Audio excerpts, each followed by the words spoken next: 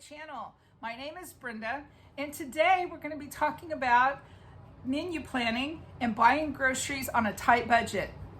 But first, I would like for you all to subscribe to my channel and hit the like button and leave me a comment. Today, I would like to talk to you all about planning your meals. For those people that are out there in our world who have lost their jobs, they've been furloughed, their hours have been cut, and there's no overtime available, they've been off work for weeks, sick with COVID.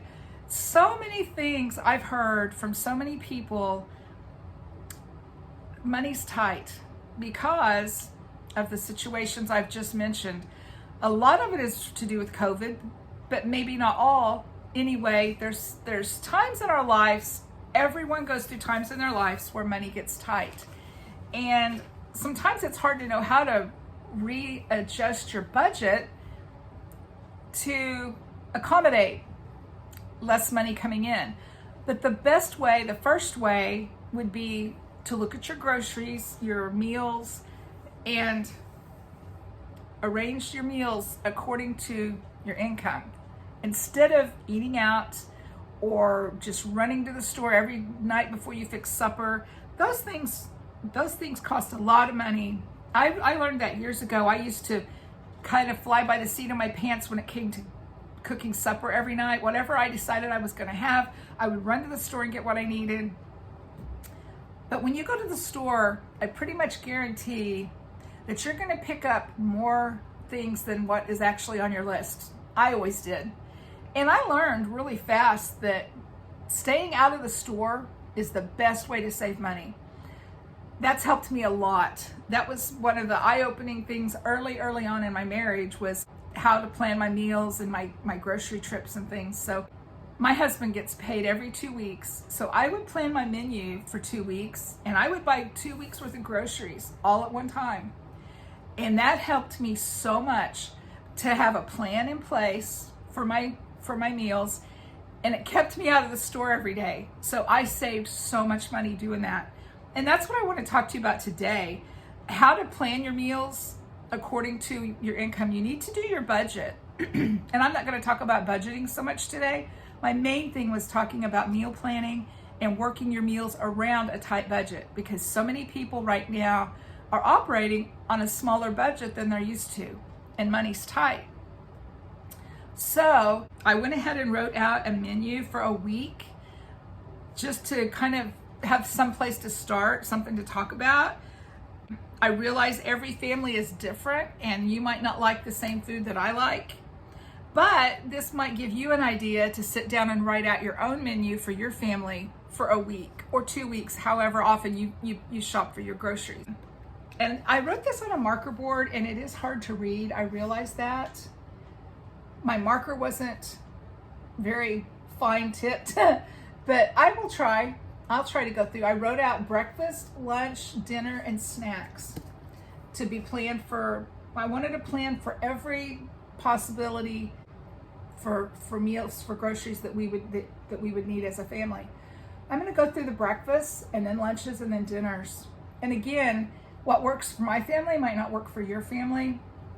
But for breakfast, a low-cost option would be an egg sandwich, pancakes. Walmart has a box of pancake mix for $1.52 and a bottle of syrup for $1.96. So for less than $4, you could have pancakes for your family for at least like for the week or whatever.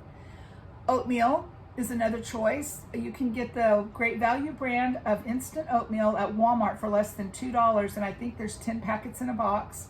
So for less than $2, you've got 10 breakfasts of oatmeal, or 10 servings, I guess I should say. It would depend on how large your family is, on how many breakfasts you actually get from that.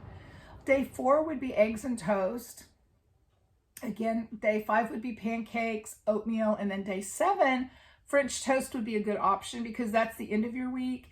And if there's bread that's kind of dried out a little bit, French toast would be a great way to use that bread so that you're not wasting things. Okay, for lunches on day 1, soup and grilled cheese.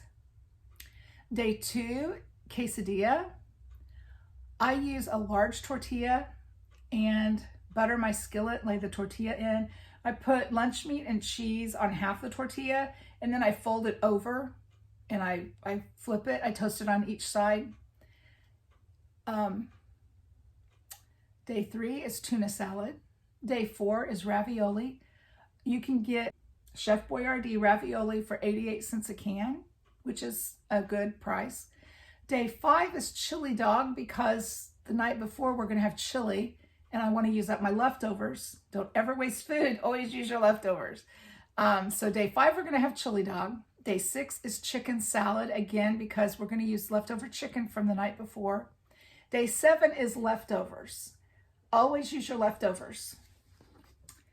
Okay, for dinner on day 1, we have beef stroganoff and carrots. For beef stroganoff, I would use a half a pound of hamburger, a cream of mushroom soup, onions, mushrooms. You brown the hamburger and onions, add the mushrooms, add the cream of mushroom soup, 8 ounces of sour cream, and a package of egg noodles. You cook the egg noodles according to directions, and then you serve the stroganoff over the noodles. And with that, I would serve carrots. Day 2, I would have spaghetti and garlic toast. Day 3, smoked sausage and potato skillet with peas. Day 4 would be chili. Day 5 is rotisserie chicken. And again, this might sound like an extravagant purchase on a budget menu, but you can get a rotisserie chicken at Walmart for $4.50, and that's cheaper than a whole chicken costs in the meat case. So also, you plan on, like I showed you, you're going to have more than one meal from that $4.50. So you would serve half of it for supper, and then the next day you would use the other half for chicken salad, or maybe another casserole for another night, like chicken and stuffing casserole or something. That makes your meat for the meal about $2.25 for the meat for a family of 4. That's a pretty good price for meat. I would serve with the rotisserie chicken, I would serve potato wedges, homemade potato wedges, and green beans. Day 6 would be tuna patty and mac and cheese and corn. And day 7 would be homemade pizza. You can make a homemade pizza crust, or Walmart has a pizza crust mix for 96 cents. And a jar of pizza sauce is $1.14. And then just whatever toppings you would want to put on. If you want to put a half pound of hamburger or pepperoni or onions and peppers and mushrooms, just whatever you have that you would like your family would like on pizza, there you go. So that's a menu for a week of breakfast, lunches, and dinners. And for snacks, just popped into my head for instant pudding. A box of instant pudding is 50 cents. Brownies, a brownie mix at Walmart is $1. Another thought I had for snacks would be popcorn. Buy a bag of popcorn kernels and fix popcorn. Pop some popcorn, have a movie night, watch a movie, eat popcorn, have a fun time. Low cost, fun evening for your family. Those are the ways we need to think to get through these tough times. And we still need to have fun and enjoy life and do things for our family so they can enjoy themselves as well. Things we can do at home like that keeps our stressful situations less stressful. So that's my thought for today, is just to encourage you all to sit down and write out a menu and don't overspend. Spend what you have available for groceries, and you can spend less than I showed you on this menu, or you could spend more. I went on the Walmart app and just did a price check on everything that you would need for this week of meals that I just showed you on my marker board, and it comes to $88. So $88 a week, that might be a lot for you to spend on groceries. And if that's the case, then you're going to want to go through the menu and you're going to want to alter that. Find cheaper options, less expensive options. You can just do that, that's fine. But that just gives you something to work on, something to think about, something to plan. And if you're planned, and again, I encourage people to prepare, to prep, to have a stockpile for times like this.